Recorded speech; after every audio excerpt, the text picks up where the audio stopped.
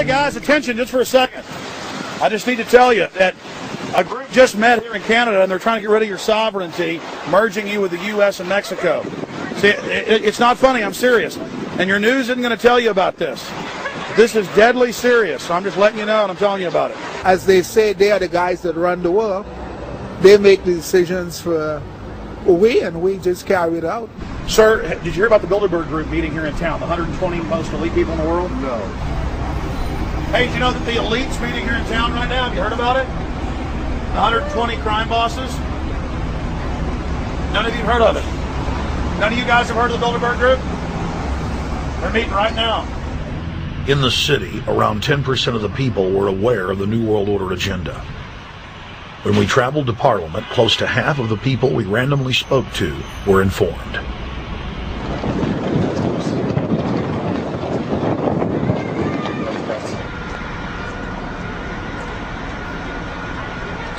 Ma'am, what did you say about the American Union? It's going to end up happening.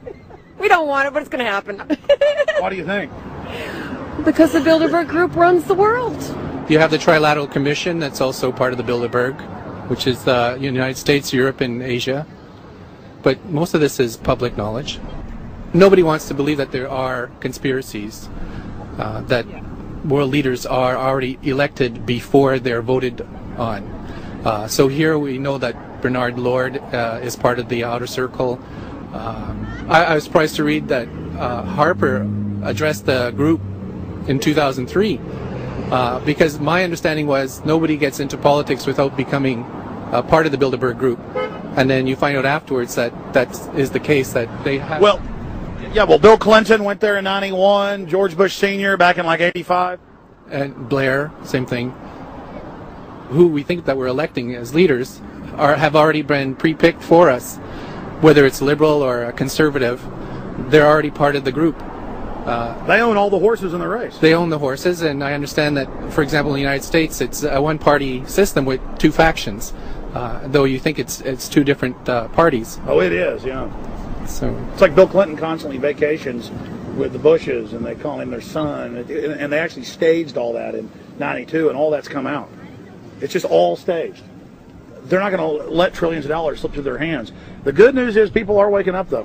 When you read human history, when you study it, all you see is elites trying to dominate, subterfuge, Machiavellian backstabbing, and somehow in the last 50 years they convinced Westerners that the government's fine, can do no wrong, trust them. How did this happen?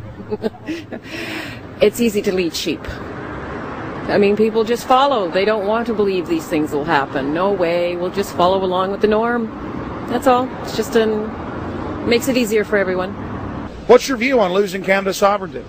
I like this country to stay as it is, and I love the United States to be there. Back in Austin, the capital of Texas, the public was frighteningly unaware of the nation's peril.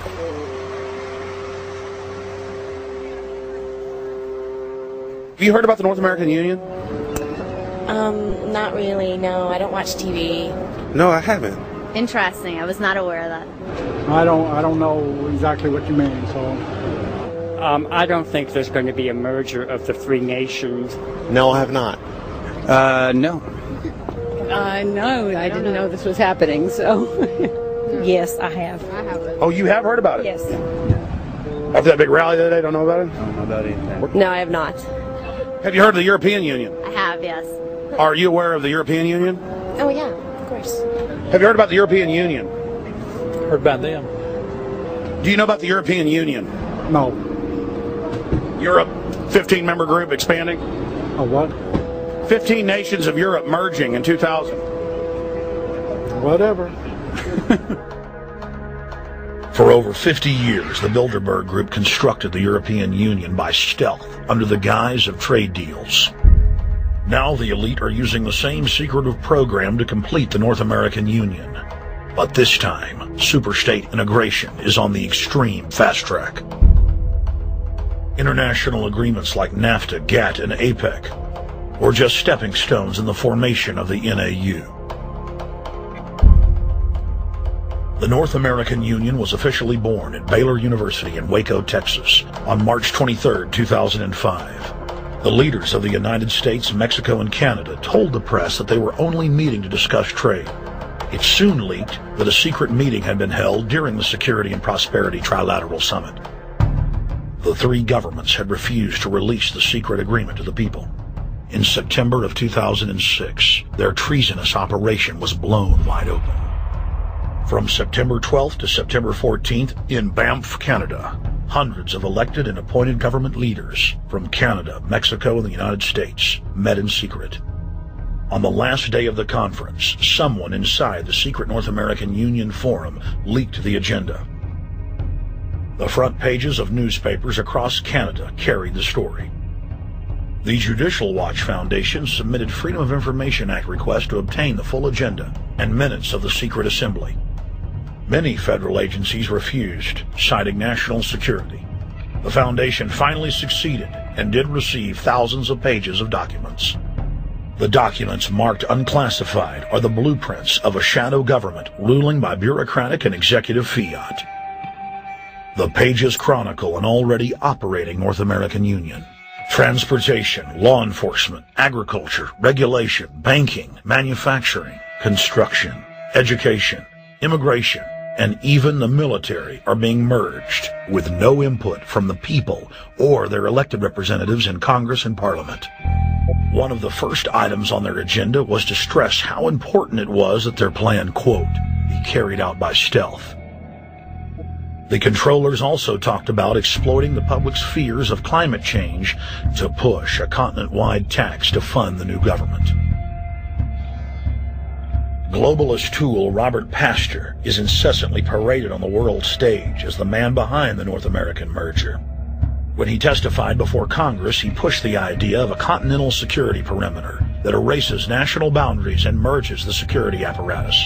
The best way to secure the United States today is not at our two borders with Mexico and Canada, but at the borders of North America as a whole. In fact, the North American Command, based in Colorado Springs, Colorado, was clearly running the meeting in Canada. For the past decade, the Pentagon has been training with Mexican and Canadian forces and has openly discussed using them inside the United States for disasters and to quell domestic unrest. There are already over 100,000 non-U.S. citizens serving in the U.S. Armed Forces. The Pentagon is now expanding its recruiting centers in Mexico, the Philippines, and Eastern Europe. Big city police departments nationwide are lobbying to change laws so they can recruit non-citizens to join the police force. What we are witnessing is a Red Dawn scenario in slow motion.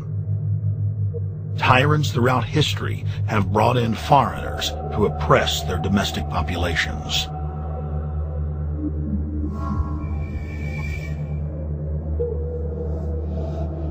When their coup by stealth was exposed, the three governments went into damage control mode. The Security and Prosperity Partnership quickly staged a show summit that was held in Ottawa, Canada in February of 2007. It is the only way that we can achieve security and prosperity for our people is through this cooperation. We actually occupy one physical space, the North America. We've also had a chance as foreign ministers to talk about how we cooperate in the region and indeed in the world. Protesters who were upset about losing their countries and freedoms were not tolerated. A couple of weeks ago, Al-Qaeda supposed. Whatsoever, the Security and Prosperity Partnership has been signed without any sort of parliamentary debate. Globalist publications have been open with their frustration that the population has not bought their latest PR stunt. As integration inside the European and American unions accelerates, the superstates themselves are being merged. On April 30th, 2007, a summit was held at the White House. The Security and Prosperity Partnership's secretive approach had alarmed the public. So this time, President Bush, German Chancellor Merkel, and EU Commission President Barroso hid their treachery in plain sight. Thank the Chancellor and Josie very much for the transatlantic economic integration plan. And for that too, we need to develop a common market, common standards. So this is indeed a very important agreement, an agreement that also brings with it a Transatlantic Economic Council to be a permanent body with senior people on both sides of the Atlantic that will look at all those issues in a concrete manner, in which way we can make it move forward.